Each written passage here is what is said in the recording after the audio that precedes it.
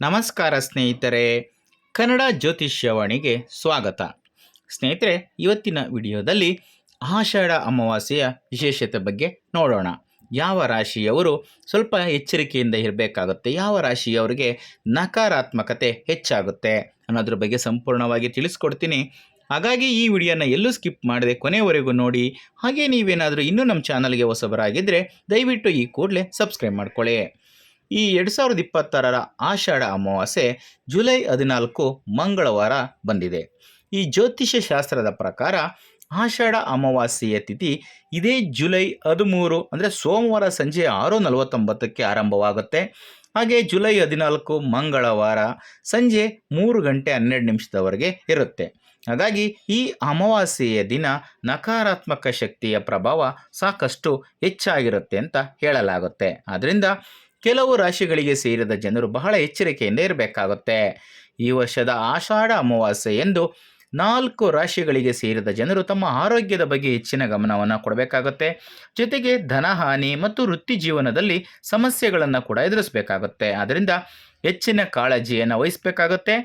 ಈ 2026 ಅಮಾವಾಸ್ಯೆ ಎಂದು ಯಾವ ರಾಶಿಯವರ ಮೇಲೆ ನಕಾರಾತ್ಮಕತೆ ಹೆಚ್ಚಾಗುತ್ತೆ, ಹಾಗೆ ಅವರು ಏನೆಲ್ಲ ಎಚ್ಚರಿಕೆಯನ್ನು ತಗೋಬೇಕಾಗುತ್ತೆ ಅನ್ನೋದ್ರ ಬಗ್ಗೆ ಸಂಪೂರ್ಣವಾಗಿ ತಿಳಿಸ್ಕೊಡ್ತೀನಿ. ಈಗ ಒಂದೊಂದಾಗಿ ನೋಡ್ತಾ ಹೋಗೋಣ. ಮೊದಲಿಗೆ ವೃಷಭ ರಾಶಿ. ಆಷಾಢ ಅಮಾವಾಸ್ಯೆಯ ದಿನ ವೃಷಭ ರಾಶಿಗೆ ಸೇರಿದ ಜನರು ಆಸ್ತಿ ಅಥವಾ ಇನ್ಯಾವುದೇ ರೀತಿಯ ಹೂಡಿಕೆಗಳನ್ನು ಮಾಡದೇ ಇರುವುದು ಒಳ್ಳೆಯದು. ಜೊತೆಗೆ ಈ ಸಂದರ್ಭದಲ್ಲಿ ಬೇರೆಯವರ ನಂಬಿಕೆಯ ಮೇಲೆ ಮಾಡಿದಂತಹ ಹೂಡಿಕೆಗಳಿಂದ ನಿಮಗೆ ಧನಹಾನಿಯಾಗುವ ಸಾಧ್ಯತೆ ಹೆಚ್ಚಾಗಿರುತ್ತೆ. ಹಾಗೆ ಯಾವುದೇ ಕ್ಷೇತ್ರದಲ್ಲಿ ಹೂಡಿಕೆಯನ್ನು ಮಾಡುವ ಮೊದಲು ಸರಿಯಾದ ಮಾಹಿತಿಯನ್ನು ಪಡೆಯುವ ಮೂಲಕ ಆಲೋಚಿಸಿ ನಂತರ ಮುಂದಿನ ಹೆಜ್ಜೆಯನ್ನು ಇಡುವುದು ಉತ್ತಮ. ಈ ದಿನ ವೃಷಭ ರಾಶಿಗೆ ಸೇರಿದ ಜನರು ಹೆಚ್ಚಿನ ಮಾನಸಿಕ ಒತ್ತಡಕ್ಕೆ ಒಳಗಾಗುವ ಸಾಧ್ಯತೆ ಇದೆ. ಆದ್ದರಿಂದ ಯೋಗ, ಧ್ಯಾನ ಇತ್ಯಾದಿಗಳನ್ನು ಮಾಡುವ ಮೂಲಕ ನಿಮ್ಮನ್ನು ನೀವು ಶಾಂತವಾಗಿರಿಸ್ಕೋಬೇಕಾಗತ್ತೆ. ಜೊತೆಗೆ ತಮ್ಮ ಮಾನಸಿಕ ಆರೋಗ್ಯದ ಬಗ್ಗೆ ಹೆಚ್ಚಿನ ಗಮನವನ್ನು ಕೊಡಬೇಕಾಗುತ್ತೆ. ಹಾಗೆ ವೃತ್ತಿ ಜೀವನಕ್ಕೆ ಸಂಬಂಧಿಸಿದಂತೆ ನಿಮಗೆ ಹೊಸ ಅವಕಾಶಗಳು ದೊರಕ್ತವೆ. ಆದರೆ ಬೇಜವಾಬ್ದಾರಿತನದಿಂದ ನಿಮ್ಮ ಅವಕಾಶಗಳನ್ನು ಕಳೆದುಕೊಳ್ಳಬೇಕಾಗಿ ಬರಬಹುದು. ಅದರಿಂದ ಸ್ವಲ್ಪ ಎಚ್ಚರಿಕೆಯಿಂದ ಇರೋದು ತುಂಬ ಒಳ್ಳೆಯದು. ಈಗ ಮಿಥುನ ರಾಶಿ. ಆಷಾಢ ಅಮಾವಾಸ್ಯೆ ಎಂದು ಮಿಥುನ ರಾಶಿಗೆ ಸೇರಿದ ಜನರು ತಮ್ಮ ಮನೆಯಲ್ಲಿ ವಾದ ವಿವಾದ ಅಥವಾ ಜಗಳದ ಸ್ಥಿತಿಯನ್ನು ಎದುರಿಸಬೇಕಾಗಿ ಬರಬಹುದು.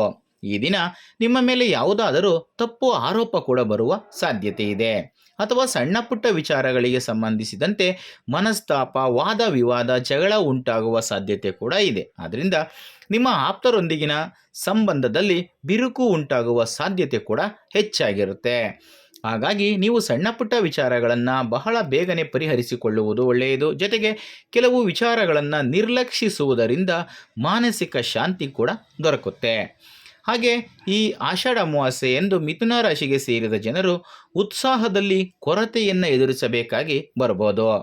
ನಿಮ್ಮ ಆರೋಗ್ಯದಲ್ಲಿ ಸ್ವಲ್ಪ ಏರಿಳಿತ ಕೂಡ ಉಂಟಾಗುವ ಸಾಧ್ಯತೆ ಇದೆ. ಆದ್ದರಿಂದ ನಿಮ್ಮ ಆರೋಗ್ಯದ ಬಗ್ಗೆ ಹೆಚ್ಚಿನ ಗಮನವನ್ನು ಕೊಡಬೇಕಾಗುತ್ತೆ. ಹಾಗೆ ಮಾನಸಿಕವಾಗಿ ಹೆಚ್ಚಿನ ಬಲವನ್ನು ನೀವು ಪಡ್ಕೊಳ್ಳೋ ರೀತಿಯಲ್ಲಿ ನಿಮ್ಮ ಕಾಳಜಿಯನ್ನು ನೀವೇ ವಹಿಸ್ಕೋಬೇಕಾಗುತ್ತೆ. ಈಗ ಸಿಂಹರಾಶಿ. ಸಿಂಹರಾಶಿಗೆ ಸೇರಿದ ಜನರು ಆಷಾಢ ಅಮಾವಾಸ್ಯೆಯ ದಿನ ಸಾಕಷ್ಟು ಧನಹಾನಿಯನ್ನು ಎದುರಿಸಬೇಕಾಗಿ ಬರಬಹುದು.